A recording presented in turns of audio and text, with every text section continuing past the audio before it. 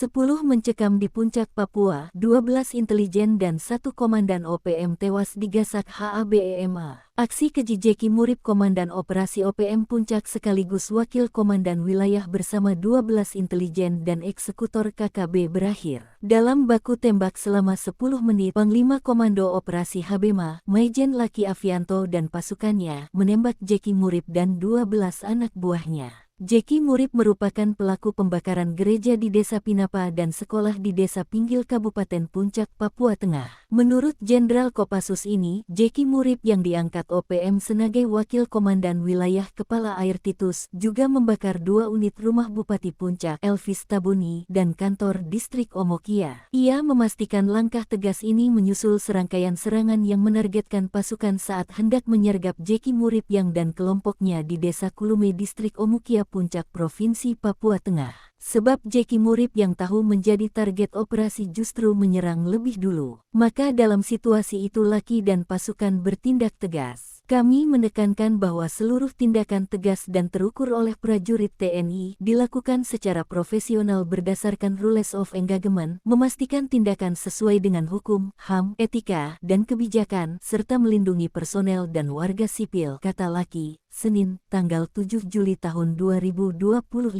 Ia memastikan tidak ada satupun personil TNI maupun warga sekitar yang terluka. Sementara Jeki Murib alias Papuanus Murib ditinggal pergi 12 anggotanya usai terkena tembakan pasukan Koops HABEMA dalam kontak senjata sekitar 10 menit. Jeki Murib dan kelompoknya sebelumnya telah menebar teror yang disertai pembakaran rumah ibadah dan sekolah yang berada di 2 desa di Kabupaten Puncak Provinsi Papua Tengah pada Minggu siang tanggal 6 Juli waktu setempat. Dari laporan masyarakat setempat pada pukul 12.20 waktu Indonesia Timur, Jeki Murib beserta 12 anggota OPM bersenjata lengkap tiba-tiba masuk ke Desa Pinggil dan langsung membakar satu-satunya sekolah di pemukiman mereka. Diketahui 12 KKB itu disebut SEBI sebagai pasukan khusus atau intelijen OPM. Laki menyebut jika warga yang seluruhnya merupakan orang asli Papua langsung melarikan diri ke dalam hutan. Belum puas dengan aksinya, pada pukul 13